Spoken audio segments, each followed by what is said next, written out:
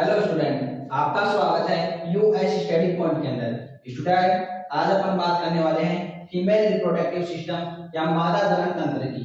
ठीक है स्टूडेंट, देखिए मादा जनन तंत्र या फीमेल रिप्रोडक्टिव सिस्टम। देखिए डायग्राम की बात करते हैं पहले क्या होता है। ये किसका डायग्राम है? मादा जनन तंत्र या फीमेल रिप्रोडक्टिव सिस्टम। देखो किन किन चीजों से मिलकर बना होता है। अंडवाहिनी, अंडवाहिनी जिसको क्या बोलते हैं? Fallopian tube. क्या बोलते हैं? Fallopian tube. इसके अंदर किसकी क्रिया होती है? निषेचन की क्रिया होती है। किसकी क्रिया? निषेचन की क्रिया यानी कि फर्टिलाइजेशन की क्रिया। यहीं पर अंडाशय, एक जोड़ी अंडाशय किसमें? गर्भाशय में एक जोड़ी अंडाशय, एक एक दो संख्या होगी, एक जोड़ी में दो संख्या। ठीक है, क्या पाया जाता है? अंडाशय पाया जाता है। क्या पाया जाता है? अंडाशय। ये क्या करता है? अंड बाहर निकालता है। क्या निकालता है? अंडा बाहर निकालता है हर मंथ एक अंडा बाहर निकलता है एक अंडाशय से। ठीक है, अंडा बाहर निकल गया, कहाँ आएगा? अंडवाहिनी में। कहाँ आएगा? अंडवाहिनी में, जिसको बोलते हैं फैलोपियन ट्यूब। क्या बोलते हैं? Fallopian tube.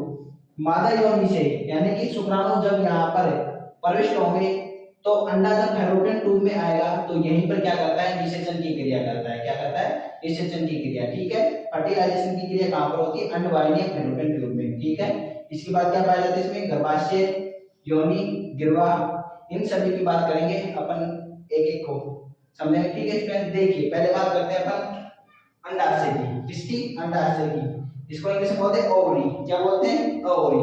देखिए अंडाशय क्या होता है। प्रत्येक स्त्री में एक जोड़ी अंडाशय पाए जाते हैं।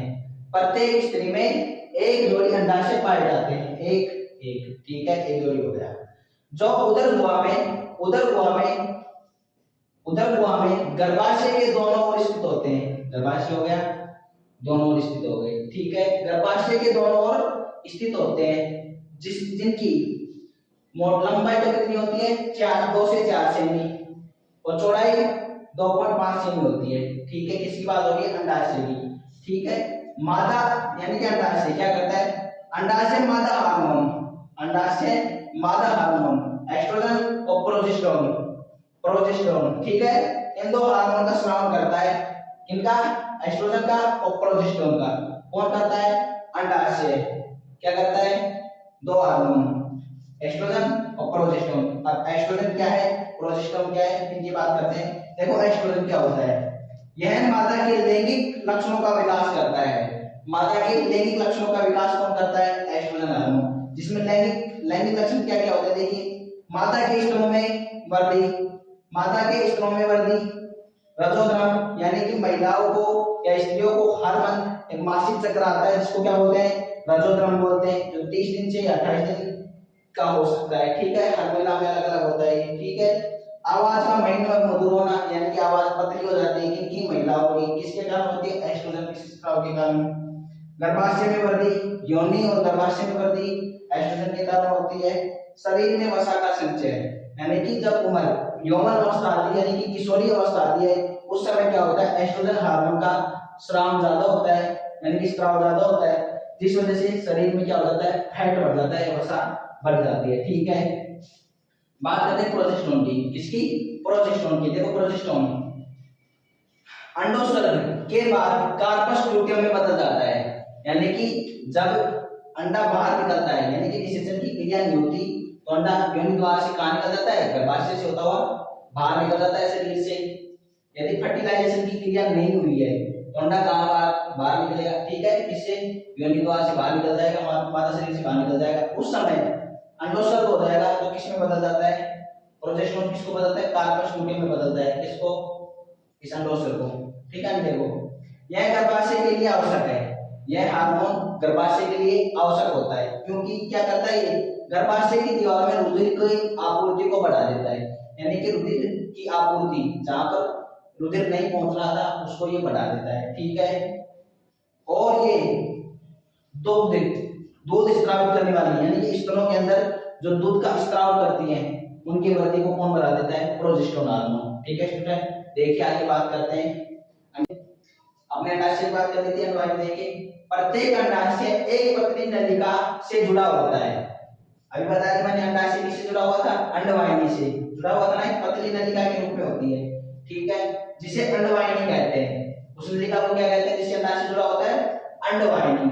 अंडवाहिनी का दूसरा सिरा गर्भाशय के ऊपरी भाग में खुलता है। अंडवाहिनी का दूसरा सिरा किसमें खुलता है, गर्भाशय में, और एक पहला सिरा अंडाशय से जुड़ता है, दूसरा किससे, गर्भाशय में खुलता है, ठीक है। अंडवाहिनी अंडाणुओं को अंडाशय से गर्भाशय तक पहुंचाने का कार्य करती है। यानी कि अंडवाहिनी क्या करती है, अंडाणुओं को कहां पर पहुंचाने का कार्य करती है, गर्भाशय में। यदि वो निषेचित हो गए, निषेचन की क्रिया किसमें होगी, निषेचन की क्रिया किसमें होगी, अंडवाहिनी में। देखिए आगे देखिए, यह निषेचन क्रिया के लिए अनुकूल परिस्थिति बनाने में मदद करती है। यानी कि क्या करती है, निषेचन की क्रिया, यानी कि शुक्राणु किसमें मिलेंगे, शुक्राणु अंडाणु से मिलेंगे तो किसके अंदर आके मिलेंगे, अंडवाहिनी में, ठीक है। किसमें आके मिलेंगे, अंडवाहिनी, फैलोपियन नलिका में आकर कौन मिलेंगे, शुक्राणु, किससे, अंडे से। तो कौन सी क्रिया होगी, फर्टिलाइजेशन या निषेचन की क्रिया होगी, ठीक है। अंडवाहिनी की बात हो गई, ठीक है। कुछ नहीं, अंडवाहिनी में छोटी सी बात है, एक सिरा अंडाशय से, दूसरा सिरा गर्भाशय से जुड़ा होगा और अंडाणु को कहां लाने का कार्य करेगी, गर्भाशय में पहुंचाने का कार्य करेगी, ठीक है। अंडवाहिनी का कार्य हो गया।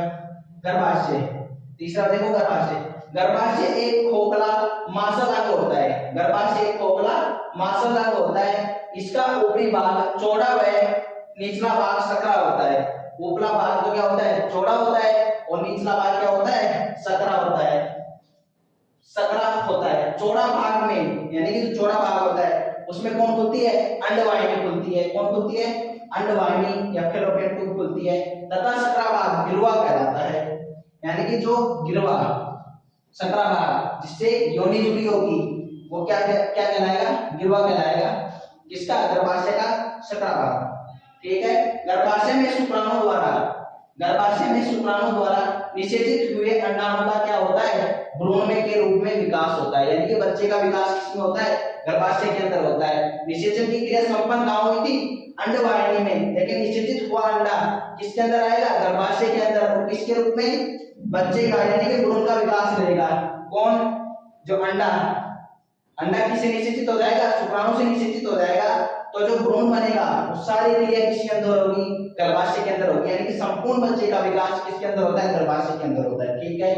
आगे बात की, माता और भ्रूण के मध्य स्थापित करी, माता और भ्रूण के मध्य स्थापित करी प्लेसेंटा का रोपण भी किसमें होता है, गर्भाशय में होता है।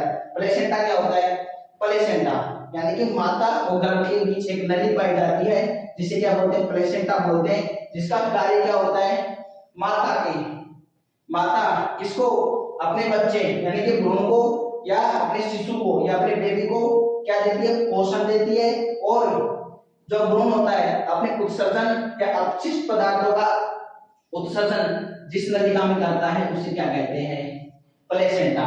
यह क्रिया किसमें हो रही है, गर्भाशय में। यानी कि गर्भाशय के अंदर जब बच्चे का विकास होता है तो वह एक नलिका से जुड़ता है जिससे वह क्या करता है, पोषण प्राप्त करता है और उत्सर्जित पदार्थों को उस किसमें, नली में त्यागता है या विसर्जन की क्रिया करता है, जिसे क्या बोलते हैं, प्लेसेंटा बोलते हैं, ठीक है स्टूडेंट। आगे बात करते हैं योनि। योनि क्या होती है,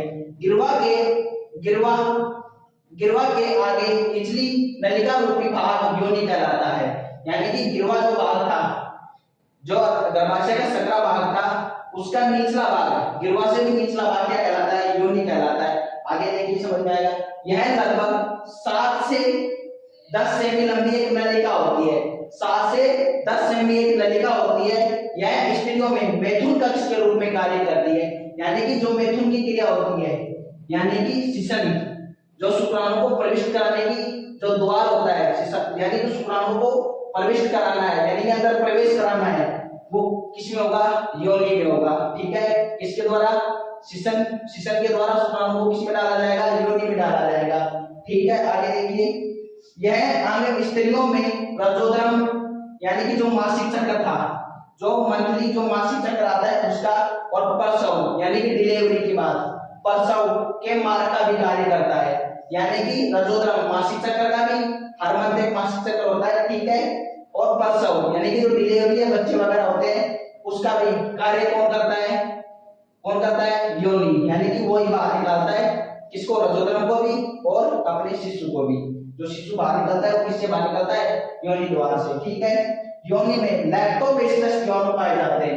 कौन से जीवाणु? लैक्टोबैसिलस जीवाणु पाए जाते हैं जो लैक्टिक अम्ल का निर्माण करते हैं, यानी कि यहाँ पर कोई सूक्ष्म जीव बैक्टीरिया क्या ना करे, ग्रोथ ना करे, इसलिए क्या पाया जाता है? लैक्टोबैसिलस जीवाणु पाया जाता है। ठीक है स्टूडेंट, अपन ने बात कर ली मादा जनन तंत्र यानी फीमेल रिप्रोडक्टिव सिस्टम। ठीक है स्टूडेंट, चैनल को सब्सक्राइब करिए, सपोर्ट करिए। ठीक है स्टूडेंट, धन्यवाद।